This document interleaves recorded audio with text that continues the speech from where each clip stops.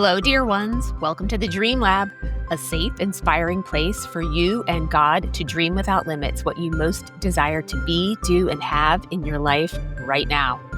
Every episode, I hold space for you to be irreplaceably you, to explore your unique design and discover your dreams as a reflection of God's heart for the world around you.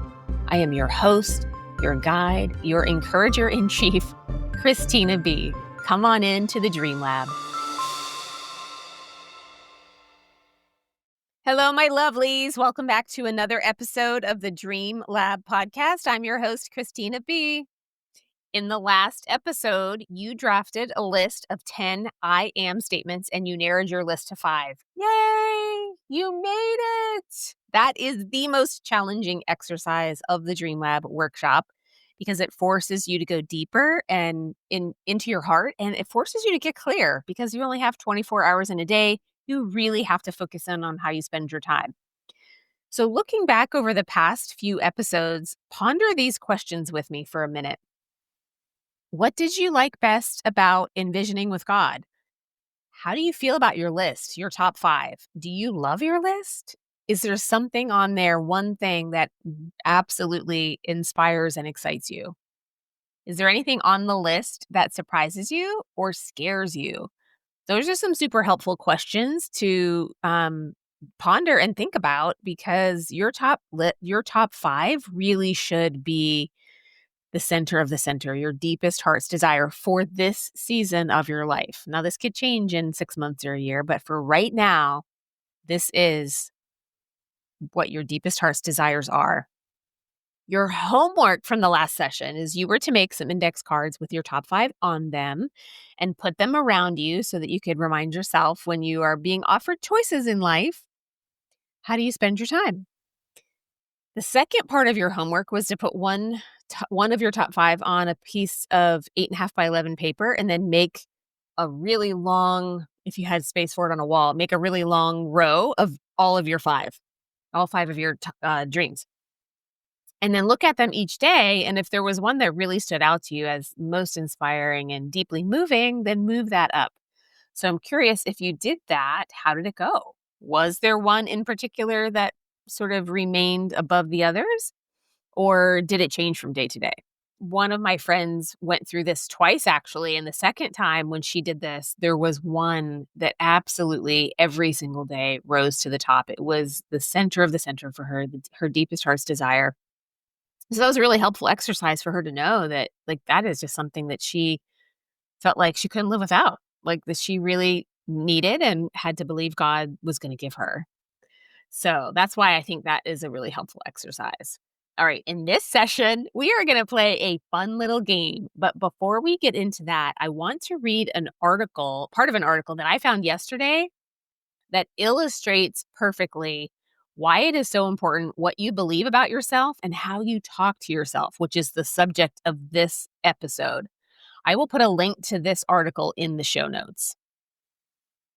This article is called Counterclockwise Study: The Science Behind Mindset and Aging. Every year, the Happiness and Its Causes Conference in Sydney brings together some of the world's best scientists, educators, psychologists, and artists to explore happiness and fulfillment from all possible angles. In 2012, psychology professor Ellen Langer appeared on the stage to discuss her book, Counterclockwise: Mindful Health and Power and the Power of Possibility, and some of its most illuminating revelations. The study of possibility is the study of what might be rather than a mere description of what is, she said during her presentation. Possibility opens up when we recognize the difference between uncontrollable and indeterminate. Trying is the key. Langer is a pioneering research in aging. In 1981, she became the first woman ever to be tenured in psychology at Harvard University in the U.S., where she continues as a professor of psychology today. A social scientist with little regard for convention, Langer earned the moniker the Mother of Mindfulness for her work exploring the human mind and all of its untapped potential. When we're mindless, we're not there to notice we're not there, she said during her appearance. Langer has built her entire 50-plus year career on that premise time and again, claiming and proving through original scientific experiments that mindset matters a lot. Emphasis mine on that, a lot. Our beliefs and expectations about aging specifically can have a monumental impact on our health as we get older. In 1979, this is the most brilliant experiment. I wish I could have participated in something like this. I think it would be amazing to go back to the 60s. Anyway, I digress. In 1979, Langer conducted an experiment to demonstrate just that. If we turn the clock back psychological, can we also do it physically? Enter the counterclockwise study. For her experiment, Langer accompanied a group of 8 elderly men in their 70s to a residential retreat that was set up to recreate the social, physical environment of 1959. Her question was, if we turn the clock back psychologically, can we also do it physically? As Langer explained in her Happiness and Its Causes presentation, the experiment started with somewhat inadvertently the moment the group arrived at the retreat. The elderly men had brought heavy suitcases for the week-long stay. With only Langer there to assist them, they had no choice but to carry their own bulky luggage. What seemed like an oversight at first, not having younger, stronger people present to help unload things, actually set a precedent for the entire retreat. The elderly men couldn't take a defeatist attitude, or else their suitcases wouldn't have made it to their rooms. Despite their advanced age, the group successfully hauled the luggage into a residence that was actually more like a time machine.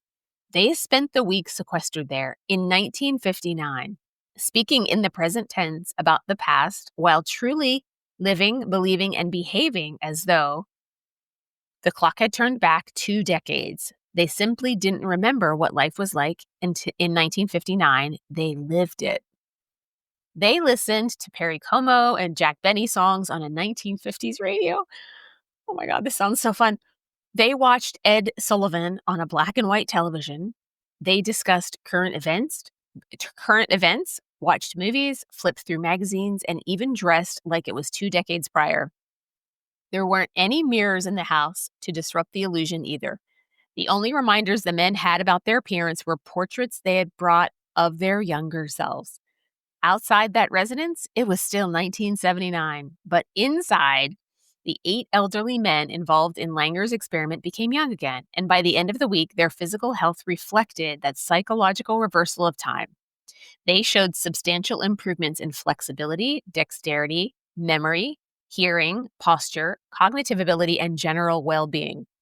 They even looked younger to outside observers who were shown photos of them before and after the experiment. I wonder if they actually were able to alter their gene expression. I don't think this article mentions that. But anyway, the article does talk, the experiment itself highlights how important it is what you believe about yourself and how you talk to yourself. Okay, so health is more than the absence of illness. Langer, the researcher, told the people at this conference, and she goes into a lot of detail in her book, which I might actually get her book from the library. It sounds fascinating.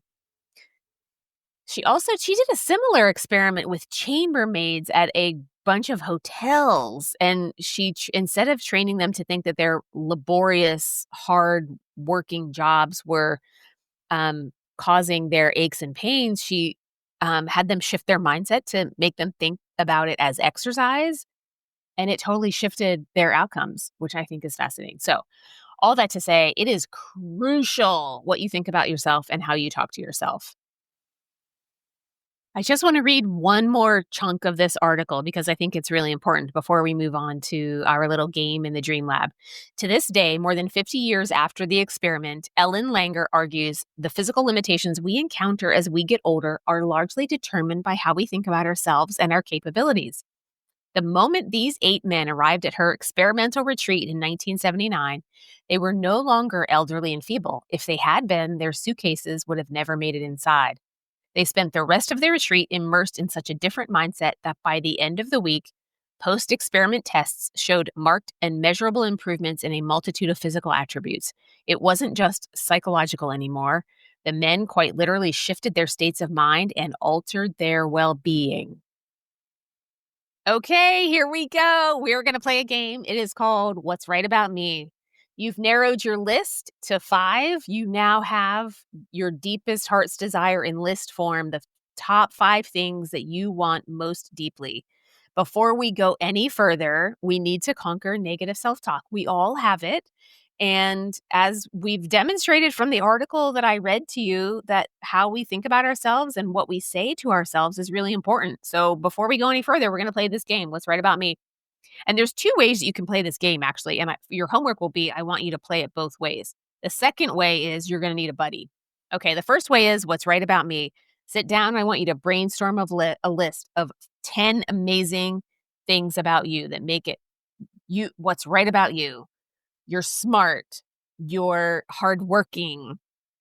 You are a fast learner. You are kind, compassionate, generous, all the things.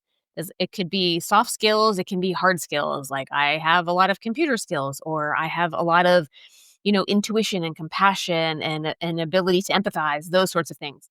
Doesn't matter what it is. I want you to make a list of at least 10 and maybe even more if you can keep going. If you are struggling, I want you to call a friend who knows you well and loves your soul and ask them, what are my greatest attributes? And they will be more than happy to tell you. And once you've got a list of like 10 or 15 things or more, preferably, I want you to play this little game. And I want you to say it out loud. You can sit down and say, what's right about me? What's right about me is I am a kind, compassionate, and godly woman. I am a fast learner. What's right about me is I am tenacious and persevering. I am an overcomer. What's right about me is, you get the idea. The second way I want you to play this is I want you to find a buddy, someone that you know and trust, and you can play it like what's right about you, where you can ask each other what's right about you, and you can tell each other what's right about you, Jill, is you are and then you just speak life-giving words into them. And speaking it both ways is really powerful because one, you're hearing it from the outside from someone you know and trust, and you're hearing it in the present tense, I am, with powerful words and verbs. Okay, so that's your homework. You're going to play the game two different ways after you make a list of what's right about you. What's right about me is, and then you get a buddy, and then you're going to play it and say, what's right about you is, as you are playing this game, it is likely that you are going to bump up against some limiting beliefs. And if you don't know what your limiting beliefs are, just pause and ask God to show you. Ask God to give you the presence of mind and to slow your thoughts down just enough so you can perceive what they are, what's coming up for you. And if you can make a list of some of your top ones, then I want you to start challenging those limiting beliefs. I had a conversation with my dear friend, Jill, recently where we were talking about this for me. And I ended the conversation with her. I was like, I need a strategy. Like I need some little tool that I can use in the moment to really take those thoughts captive. And so for me, I decided, because we are all affected by this. We all have to conquer negative self-talk. We all have to conquer these limiting beliefs. I have not arrived, so I want you to know I'm sojourning all of this with you. So I decided for me, one of the things that I'm going to do is not just, I'm just going to identify it like, oh, that's a limiting belief. That's a lie. Because typically that really is a lie. They're not true. Because if we don't know what the sensation of our body is and what it means, or how to just sit with it in the discomfort of it for a couple of minutes and let it dissipate, we will attach words to it. And quite often those things aren't true. The words we attach are not true. They are worst case scenario. It's like our central nervous system trying to prepare us for fight, flight, freeze. Okay? So I want you to make a list of limiting beliefs, and then I want you to start challenging those limiting beliefs as they come up. You can do what I'm doing and saying that's a lie, or if you would rather make it a more engaging process, you can ask, what if that's not true? Because it probably isn't. We talked in the last episode about how important it is to stay out of the analytical mind while you were visioning and dreaming and writing down all of your I am statements. And the reason why we do that is because your analytical mind will attempt to find a really clear linear pathway. And there's literally like thousands of ways that your dreams could come true. And if you are anchoring yourself to one, you are excluding yourself from the thousands of other ways that it could possibly manifest in your life. So again, I want you to stay out of your analytical mind as you play this game. Don't think about the how, because we're not there yet. We're not focusing outward. We're still in the first part of the dream lab and everything is focused inward. So stay out of your analytical mind and just focus on playing the game. What's right about me? Grab a friend, play the game. What's right about you? And then write a list of limiting beliefs that are pretty common for you and come up with some sort of strategy to challenge them. Are you going to do what I'm doing and just say, nope, that's a lie. I am not going to entertain that thought. Or are you going to maybe engage in a little bit of self-exploration and say, what if that's not true? And then think about, well, it could happen this way or could happen that way. Or if it's not true, then what's the opposite of that? If this limiting belief that you don't have enough time or you don't have enough money isn't true, then the opposite of that is you do have enough time and you do have enough money. Does that make sense? Okay. Your other piece of homework is I want you to go and look up Dallas Jenkins' little video from when he was talking to a Facebook friend of his, someone he had been acquaintances with for some time, who sent him a little note in the middle of the night one night on Facebook. And he told Dallas at a really pivotal moment in his career, it's not your job to feed the 5,000. It's only your job to bring your 5 loaves and 2 fish. And this particular conversation was exceptionally life-giving. This little message that this man sent Dallas Jenkins was really life-giving for him because it took a lot of pressure off. So he stopped thinking about the how this is going to happen and spinning his wheels and trying to force it, and realized that all he needed to do was bring the little that he had and act on that in baby steps, and that God would take care of the rest. So go and look. If I can find the link to that video, I put that in the show notes too. That's a really good video to watch to remind yourself to stay out of your analytical mind. And then I want to remind you of the Harvard study that we talked about in an earlier episode, that your brain cannot tell the difference between reality and imagination. This is why it is really important to control and be really watchful of what you think about and what you meditate on. What images are you looking at inside your mind? Because your brain doesn't know the difference. It'll bring you whatever you meditate on there. If you're meditating on what could possibly go wrong, then that's going to amplify. If you're meditating on how amazing and fun and adventurous things will be, then that's what you're going to get. So if you haven't heard that episode, please go back and listen to that one. Okay. So that's another piece of homework for you. Your last piece of homework for this episode is take each one of your 5 dreams, and I want you to describe in detail what those dreams mean to you.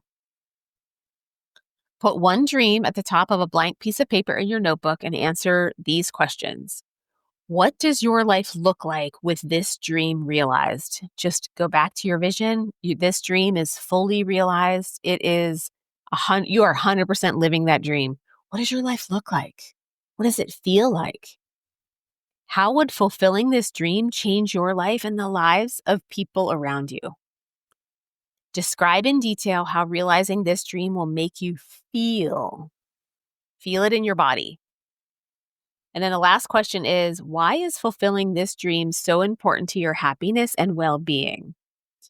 And again, I want to remind you, at this point, we are still very much internally focused. So the point of writing the answers to these questions is to connect you with your heart, is to connect your dream with your heart.